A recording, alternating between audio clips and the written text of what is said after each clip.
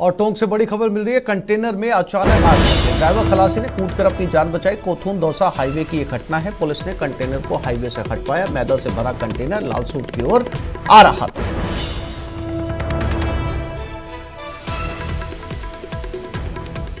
हालांकि इस हादसे के अंदर ड्राइवर और खलासी दोनों ने अपनी जान बचा ली। और तस्वीरें देखकर आप अंदाजा लगा सकते हैं कितनी भयावह आग थी और कितना धुआं इससे निकल रहा है।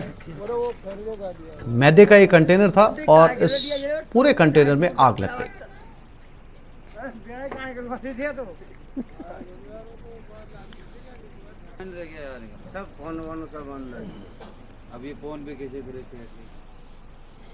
Doctor Archana Sharma suicide case में दौसा पुलिस को बड़ी सफलता हाथ लगी है। पुलिस ने आत्महत्या के लिए उकसाने के आरोप में बीजेपी नेता हरकेश मटलाना को गिरफ्तार किया। हरकेश मटलाना बीजेपी के जिला उपाध्यक्ष हैं, जिसे दौसा पुलिस की स्पेशल टीम ने जयपुर से गिरफ्तार किया। हरकेश मटलाना को जयपुर के एक रेस्टोरेंट से पकड़ा गया और दौसा लाया गया। आरोपी हरकेश मटलाना पूर्व सरपंच है और वर्तमान में उनकी पत्नी सरपंच है। दौसा एसपी राजकुमार गुप्ता ने बताया कि अब तक अर्चना सुसाइड केस में 7 आरोपी गिरफ्तार हो चुके हैं। वहीं मुख्य आरोपी बल्ल्या जोशी की गिरफ्तारी की कोशिश की जा रही है, जिसको लेकर कई राज्यों में पुलिस की टीम दबिश दे रही है। डॉक्टर अर्चना शर्मा सुसाइडल प्रकरण में आज हमने हमारी जो डीएसटी की टीम के द्वारा प्राप्त जानकारी के अनुसार जयपुर में दबिश दी गई और आरोपी हरकेश मटलाना को हमने दस्तयाब कर बाद अनुसंधान गिरफ्तार किया है। पूर्व में इस प्रकरण में 6 आरोपी गिरफ्तार हो चुके हैं। सभी अभी जेसी में चल रहे हैं। मुख्य अभियुक्त शिवशंकर उर्फ बल्ल्या जोशी की गिरफ्तारी के लिए हमारी टीमें प्रयास कर रही हैं और शीघ्र ही हम बल्ल्या जोशी को दस्तयाब कर बाद अनुसंधान गिरफ्तार करने में सफल होंगे।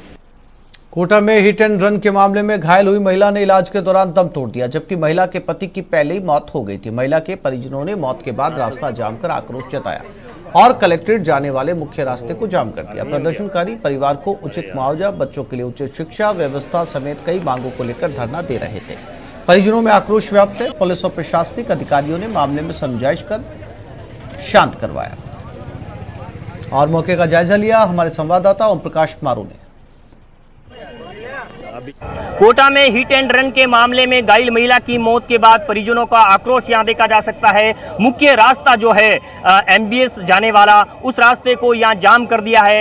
यहां धरना दे दिया है परिजनों, स्थानीय लोगों द्वारा। पुलिस और प्रशासनिक अधिकारियों का यह जमावड़ा देखा जा सकता है। 2 एडिशनल एसपी, 2 एडीएम सहित पुलिस और प्रशासनिक अधिकारी यहाँ हैं और मौके पर शांतिपूर्ण तरीके से समझाइश कर रहे हैं और उनसे बातचीत कर रहे हैं, उनको आश्वस्त करने का प्रयास कर रहे हैं। हिट एंड रन के मामले में पिछले दिनों जो एक महिला जो घायल हुई थी, उसकी आज इलाज के दौरान मौत हो गई। हालांकि उनके पति की पहले ही मौत हो गई थी। इसके बाद अब जो है अब महिला की मौत के बाद परिजनों में जो है आक्रोश व्याप्त है और आक्रोश के चलते यहाँ जो है धरना प्रदर्शन किया जा रहा है और पुलिस व प्रशासनिक अधिकारियों द्वारा समझाइश का प्रयास किया जा रहा है।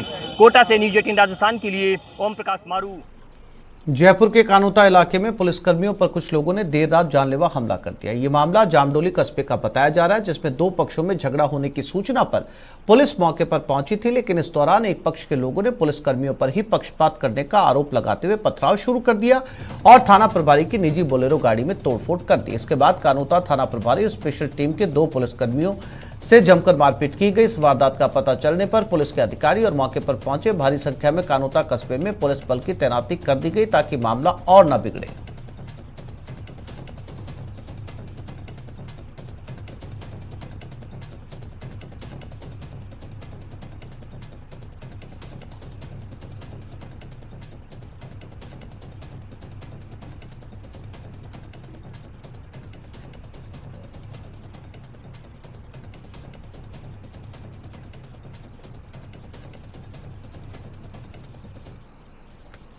और एक बार फिर से रुक करते हैं जयपुर शहीद स्मारक की तरफ, जहां पर कोविड सहायक इस समय डटे हुए हैं और एक के बाद एक इस गर्मी के अंदर कोई न कोई वहां पर आंदोलनकारी बेहोश हो रहा है। राकेश शर्मा हमारे संवाददाता वहां से हमारे साथ लगातार बने हुए। राकेश, इस समय क्या अपडेट, क्या जो इस समय धूप में बेहोश हुई थी उसे हॉस्पिटल ले जाया गया है, एम्बुलेंस वहां पर पहुंच चुकी है क्योंकि गर्मी लगातार बढ़ती जा रही है? बिल्कुल आसिफ, मैं दिखाना चाहूंगा यहाँ पर अचानक दो जो महिला प्रदर्शनकारी हैं उनकी तबीयत बिगड़ी और यहाँ मौके पर कोई भी 108 एम्बुलेंस नहीं है। 108 एक एम्बुलेंस थी जो यहाँ से कुछ देर पहले एक और जो महिला प्रदर्शनकारी थी उसकी तबीयत खराब हुई थी, उसे लेकर अस्पताल गई थी। अब हम दिखाना चाहेंगे कि लगातार यहाँ कुछ देर में जो महिला प्रदर्शनकारी, चूंकि तापमान अब बढ़ता जा रहा है, गर्मी बहुत तेज हो गई है, खासतौर पर उमस है क्योंकि बादल जो है वो घुट रहे हैं, तो इसमें महिलाओं के लिए प्रदर्शन करना बेहद मुश्किल हो रहा है। यहाँ पर सबके माथे पर पसीना है, तेज धूप है, गर्मी के कारण महिलाओं की तबीयत लगातार बिगड़ती जा रही है। यहाँ पर हमारे साथ जो प्रदर्शनकारी, आप बताएंगे जो दो महिलाओं की तबीयत बिगड़ी किस तरीके से, क्या व्यवस्था यहाँ पर 108 एम्बुलेंस थी? यहाँ पे अभी जिस समय वो तबीयत खराब हुई थी उस समय यहाँ एम्बुलेंस नहीं थी, बाद में आ गई थी और हमारी 3-4 लड़कियों की तबीयत खराब हुई थी, उसको हॉस्पिटल भेजा गया है और भी लड़कियां अभी तक, हम 2 घंटे तक और धूप में खड़े रहेंगे जब तक हमारी मांग पूरी नहीं होगी, जब तक हम यहाँ से हटेंगे नहीं। यहाँ पर 108 एम्बुलेंस कितनी थी, कितनी और किस तरीके से ले जाया गया उनको? यहाँ अभी तो एम्बुलेंस एक ही थी, लेकिन वो 2-3 लड़कियों की, हमारी वो बहनों की तबीयत खराब होगी तो और भी एम्बुलेंस को बुलाया गया और उसको SMS हॉस्पिटल में ले गया।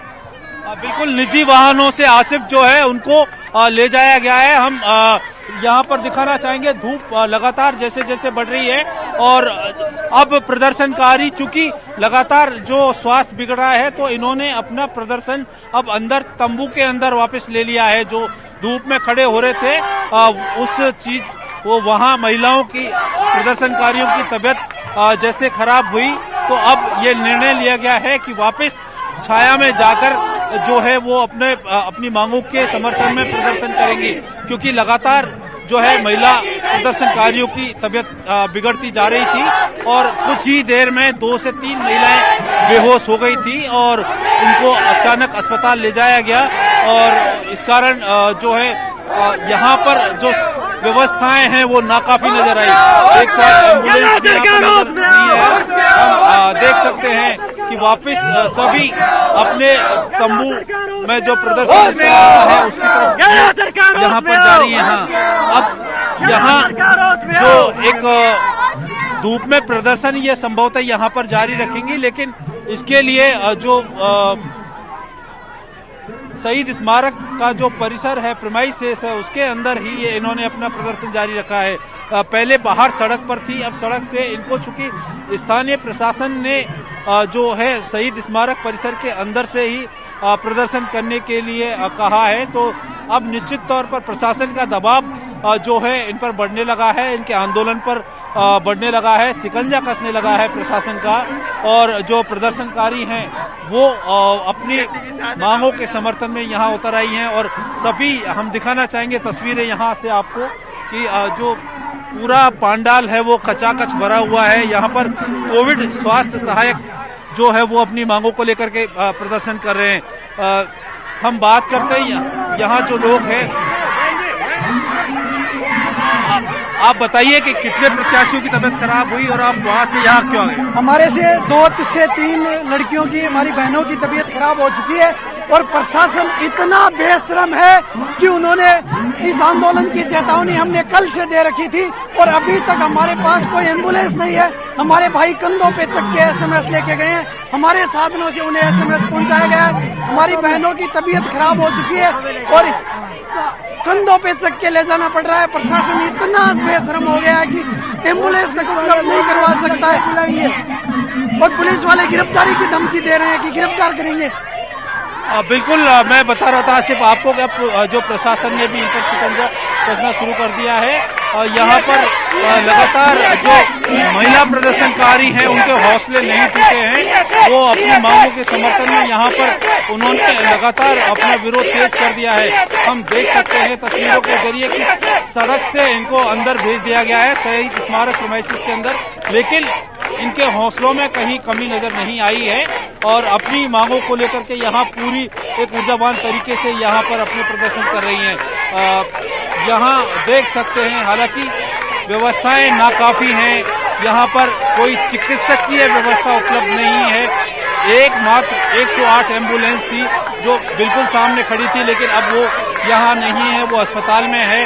अगर किसी अन्य प्रदर्शनकारी की तबीयत अगर खराब होती है तो निश्चित तौर पर जो है वो भगवान भरोसे ही उसकी उपचार व्यवस्था होगी, क्योंकि यहाँ पर जो ये पूरा प्रदर्शन स्थल है, धरना स्थल है, चूंकि उन्होंने लगातार प्रशासन को इसकी जानकारी भी दी थी, इसकी अनुमति भी दी थी, उसके बावजूद भी प्रशासन ने यहाँ पर कोई वैकल्पिक व्यवस्था नहीं की है। और यही कारण है कि जैसे जैसे जो महिला प्रदर्शनकारी हैं उनकी तबीयत बिगड़ती जा रही है, दूसरे जो प्रदर्शनकारी हैं उनके माथे पर चिंता की लकीरें बढ़ती जा रही हैं। और अगर लापरवाही का आलम यही रहा तो निश्चित तौर पर किसी भी प्रदर्शनकारी को इसकी बड़ी कीमत चुकानी पड़ सकती है। भले ही जो स्थानीय प्रशासन है वो अपनी इस पूरे मामले को नजरअंदाज कर रहा है, लेकिन नजरअंदाज करना किसी की जान पर भारी भी पड़ सकता है। जी असर। हाँ बिल्कुल राकेश, जैसा कि आपने बताया कि यहाँ पर निजी वाहनों के जरिए जो बेहोश हुए हैं, जो पीड़ित हैं, उनको हॉस्पिटल पहुंचाया गया है। अब सवाल ये है कि जब लगातार 24 दिन हो गए आंदोलन यहाँ पर चल रहा है, पुलिस कमिश्नरेट के बिल्कुल ठीक सामने ये शहीद स्मारक है, हजारों की तादाद के अंदर कोविड सहायक यहाँ पर इकट्ठा है, पुलिस की इस आंदोलन के ऊपर पैनी नजर है। ऐसे में ताज्जुब की बात है राकेश कि यहाँ पर किसी तरह के एम्बुलेंस की या मेडिकल सपोर्ट की व्यवस्था नहीं है, इतनी गर्मी होने के बावजूद।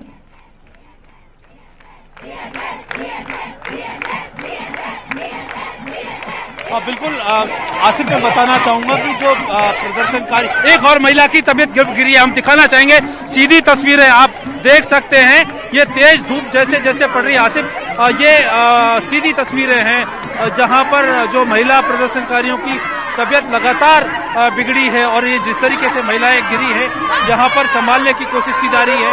और जो दिखाना, ये इनको अस्पताल ले जाया जा रहा है, बस हालात वो ही जस के तस हैं। जो है इनके पास कोई किसी तरह की वैकल्पिक व्यवस्था का इंतजामात नहीं है। अब यहाँ से सड़क पर पहुंचेंगे, वहाँ निजी वाहन का इंतजार करेंगे, और इस बीच में अगर कोई हादसा हो जाता है तो ना तो प्रशासन इस तरफ ध्यान दे रहा है और ना ही जो सिस्टम है जिसके ऊपर ये जिम्मेदारी है, जिनसे इन्होंने इसकी इजाजत ली थी प्रदर्शन की, और उन्होंने जो इजाजत दी तो किस ब्याह पर दी। हाँ, वही 108 एम्बुलेंस अब फिर से आई, हम दिखाना चाहेंगे 108 एम्बुलेंस, ये एकमात्र 108 एम्बुलेंस है और लगातार ये चौथा पांचवा जो है प्रदर्शनकारी है जिसकी तबीयत नासाज हुई है। तो निश्चित तौर पर अभी अस्पताल चली जाएगी, फिर किसी दूसरे की तबीयत खराब होती है तो यहाँ पर इसके बाद कोई दूसरी व्यवस्था नहीं है। लगातार कुछ मिनटों में ही एक और एक जो प्रदर्शनकारी हैं उनकी तबीयत बिगड़ती जा रही है। हम दिखाना चाहेंगे ये जो 108 एम्बुलेंस है, इसको अब ये यहाँ से अस्पताल ले जा रही है। जो जिस तरीके से ये जो बीमार हुई है, जो यहाँ पर जो महिला प्रदर्शनकारी है उसकी तबीयत बिगड़ी है, उसको अस्पताल उपचार के लिए ले जाया जा रहा है। लेकिन सवाल ये है कि 108 एम्बुलेंस लगातार यहाँ पर प्रदर्शनकारी महिलाएं जो है उनकी तबीयत बिगड़ती जा रही है। कुछ ही देर में 5 प्रदर्शनकारी महिलाओं की तबीयत बिगड़ी, जिनमें से सिर्फ 2 को ही इस एम्बुलेंस के जरिए ले जाया गया है। बाकी की इस तरह की कोई व्यवस्था जो है यहाँ पर नहीं है। तो अब निश्चित तौर पर यह सवाल खड़ा होना लाजमी है कि जब इतने बड़े पैमाने पर धरना हो रहा था और तो क्यों नहीं जो स्थानीय प्रशासन है, स्वास्थ्य विभाग है, उसने इसको गंभीरता से लिए, यहाँ पर क्यों नहीं माकूल इंतजाम किए गए, जैसे यहाँ पर प्रदर्शन की व्यवस्था थी और प्रशासन को इसकी जानकारी थी। हालांकि कुछ पुलिस वालों ने आकर इनको गिरफ्तार करने की धमकी जरूर दी है, जैसा हमारी इनके संगठन के जो पदाधिकारी हैं उनसे बात हुई, उन्होंने कहा है कि इनको चेतावनी दी गई है कि संभवतः उनको गिरफ्तार किया जा सकता है। तो इसको लेकर के भी अब जो यहाँ पर प्रदर्शनकारी हैं निश्चित तौर पर वो अपने प्रदर्शन को और भी आगे तेज कर सकते हैं, क्योंकि अभी लगातार धूप में इनका प्रदर्शन जारी है और संभवतः जिस तरीके से महिलाओं की तबीयत, प्रदर्शनकारियों की तबीयत जो खराब होती जा रही है, उसके बाद इन हालांकि जो दूसरे प्रदर्शनकारी हैं वो लगातार अपनी मांगों को लेकर धूप में डटे हुए हैं, पीछे नहीं हट रहे अपनी मांगों के समर्थन में। जी आसिफ। बिल्कुल राकेश, हालांकि इनका कहना है कि 26 के बाद में ये नई तरीके की रणनीति बनाएंगे सरकार पर दबाव डालने की, और दूसरी तरफ सरकार पर भरोसा भी जता रहे हैं। हालांकि ये सारी सेकेंडरी चीजें है राकेश। इस समय जो है वो तापमान जो है वो 45 के करीब बना हुआ है, बेतहाशा गर्मी पड़ रही है। जो हीट वेव्स हैं, जिसको हम लू कह सकते हैं, लू जो है बाहर बहुत तेज चल रही है। ऐसे में ये महिलाएं जो छोटे छोटे अपने बच्चों के साथ में इस आंदोलन के अंदर डटी हुई हैं, लगातार इनकी तबीयत खराब हो रही है। इसी कार्यक्रम के अंदर लगभग 3 महिलाओं को हॉस्पिटल पहुंचाया जा चुका है। ऐसे में सबसे ज्यादा जरूरी हो जाता है राकेश कि इस गर्मी के अंदर इनके लिए फर्स्ट एड किट की व्यवस्था या ऐसी छाया की व्यवस्था जहां पर ये बैठकर आंदोलन कर सके। तो बड़ा मुश्किल होगा सरवाइव करना, 26 तक इंतजार करना, क्योंकि लंबे समय तक राकेश गर्मी का मौसम बने रहने वाला है।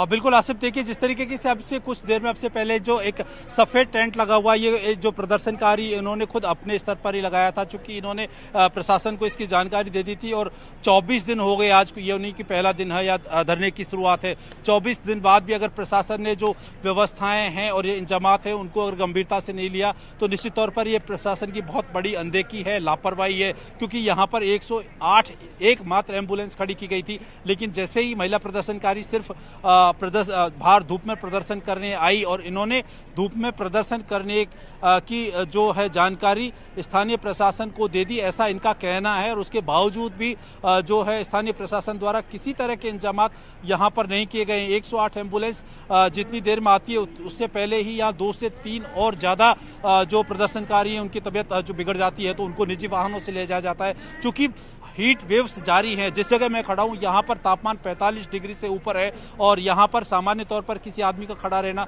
बहुत मुश्किल है। ऐसे में महिलाएं चूंकि ज़्यादातर जो है उनके शरीर का तापमान इतनी तेज धूप को सहन करने में सक्षम नहीं होता है और अचानक जब ऐसी जगह पर आकर खड़ी होती तो स्वाभाविक तौर पर तबीयत खराब हो सकती है। लेकिन व्यवस्थाएं जो चिकित्सक यहाँ उपलब्ध होने चाहिए थे वो यहाँ पर कोई चिकित्सकीय टीम यहाँ पर मौजूद नहीं है। 108 एकमात्र एम्बुलेंस खड़ी की गई है, दूसरी ऐसी कोई व्यवस्था नहीं की गई है ताकि या फिर यहाँ पर इस तरह का कोई कैंप या इस तरह की व्यवस्था नहीं की गई है कि जो प्रदर्शनकारी हैं उनको किसी तरह की राहत दी जा सके। तो ये जो चल रहा है अभी, चूंकि ये लंबा चलेगा और 3 बजे तक ये प्रदर्शन होगा, इस प्रदर्शन के दौरान और भी कुछ अगर प्रदर्शनकारियों की तबीयत बिगड़ती है तो निश्चित तौर पर किसी की जान पर जोखिम भी बन सकता है। तो ये जो स्थानीय प्रशासन है उसको गंभीरता से इस मामले को लेना चाहिए, क्योंकि प्रदर्शन होता है, सरकार से परमिशन ली जाती है, जिम्मेदारी प्रशासन की होती है कि यहाँ पर वैकल्पिक व्यवस्थाएं, कुछ व्यवस्थाएं ऐसी की जाए जिससे एक अपना जो प्रदर्शनकारी हैं वो अपना प्रदर्शन कर सके। जी राकेश, महत्वपूर्ण ये भी है क्योंकि राज्य सरकार इस मामले की गंभीरता को कहीं ना कहीं शायद समझ रही है, क्योंकि जब भी इस तरीके के राकेश आंदोलन होते हैं, हजारों की तादाद में लोग इकट्ठा होते हैं। आप भी समझते हैं कि वहां पर राजस्थान पुलिस के इंटेलिजेंस के लोग भी वहां पर शामिल होते हैं। डेली बेसिस के ऊपर रिपोर्ट जो है वो सरकार को पहुंचाई जाती है। तो ऐसा नहीं है कि सरकार इस पूरे मूवमेंट को लेकर अनभिज्ञ है। बस सवाल ये है कि कहीं ना कहीं संवाद का रास्ता जो है वो स्मूथ बनता हुआ नजर नहीं आ रहा। राकेश, बिल्कुल आसिफ, जिस तरीके से हमारी जो प्रदर्शनकारी, इनके जो पदाधिकारी उनसे बात हुई थी, उनका कहना है कि जब सरकार के जो आते हैं सरकार की तरफ से उनको बातचीत में सकारात्मक रुख नज़र आता है। लेकिन जिस तरीके का यहाँ पर पूरा आंदोलन चल रहा है, जो लोकल यहाँ पर व्यवस्थाएं हैं वो निश्चित तौर पर इनको थोड़ा सा परेशानी में डाल रही हैं। लगातार ये अपनी मांगों को लेकर दिल्ली भी गए, दिल्ली में भी इनकी मुलाकात जो है वहाँ पर 10 जनपद पर हुई थी और वहाँ से भी इनको आश्वासन मिला है, लेकिन ठोस आश्वासन नहीं मिला। जिस तरह की ये ठोस कार्रवाई चाहते हैं कि जी राकेश बने रहिएगा, समय समय पर आपसे अपडेट लेते रहेंगे। इस वक्त सीधा रुख करेंगे अशोक गहलोत की तरफ, जो पाटीदार सम्मेलन में भाग लेने के लिए पहुंच रहे हैं और संबोधित कर रहे हैं।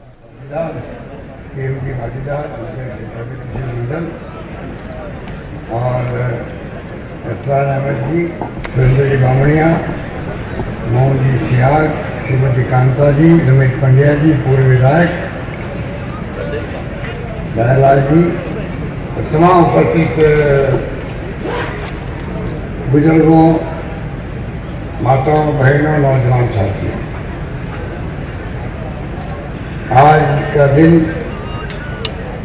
एक ऐसा ही दिन बन गया जहाँ पर समाज ने एक साथ में 3 मंदिरों की स्थापना की।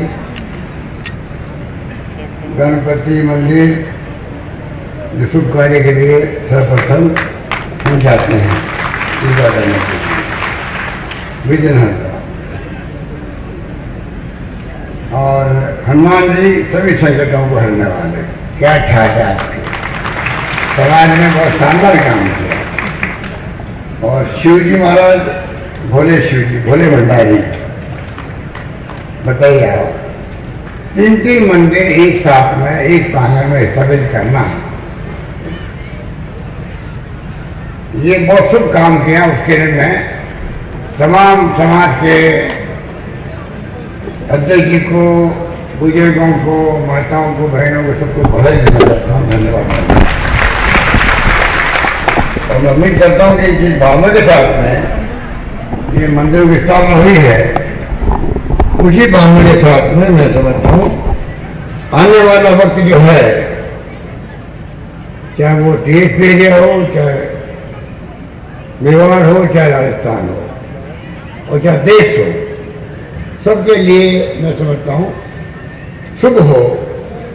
हम लोग सब एकजुट रहें, प्रेम से, भाईचारे से, सद्भावना से, हिंसा नहीं हो।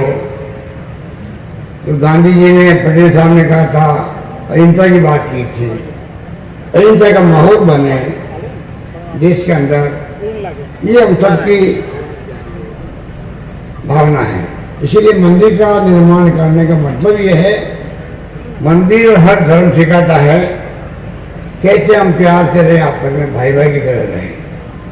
और आप समझ सकते हो, जिस घर में, जिस परिवार में संप होता है, शांति होती है, भाईचारा होता है, वो इस परिवार आगे बढ़ता है। जिस परिवार में झगड़े होते हैं भाइयों में, भाई भतीजों में, वो परिवार आगे नहीं बढ़ पाता है, वो परिवार तो तकलीफों का सामना करना पड़ता है। ये बात लागू होती है गांव के लिए भी, और प्रदेश के लिए भी, देश के लिए भी। जहाँ शांति होगी, प्रेम होगा, भाईचारा होगा आपस में, वही प्रदेश आगे बढ़ेगा, वही गांव आगे बढ़ेगा, वही विकास के काम होंगे। इस रूप में गांव गांव में मंदिर मिलेंगे आपको, राजस्थान के, देश के हर गांव में मंदिर मिलेंगे, अलग अलग धर्मों के स्थान मिलेंगे आपको, चाहे हिंदू हो, मुस्लिम हो, सिख हो, ईसाई हो, पारसी हो, जैन हो, कोई हो। और गांधी जी ने भी कहा था, सरदार पटेल ने भी कहा था, हमें गर्व है, हम हिंदू हैं, हमें गर्व है, परंतु दूसरे धर्मों का सम्मान करना हमारा कर्तव्य है, तब जाके भाईचारा काम करता है। मुझे बहुत खुशी है कि पटेल साहब के लोग जयपुर तक आए, और जयपुर तक आकर के मुख्यमंत्री निवास पर मुझे उन्होंने कहा कि आपको आना ही पड़ेगा, आना ही पड़ेगा लोग पर। अब आप बताइए, जिस रूप में मुझे कहा गया, 40-50-60 लोग आए होंगे मेरे ख्याल से, 151 लोग आए हैं। बताइए आप। तो इस बुलेटिन में फिलहाल इतना ही। नमस्कार।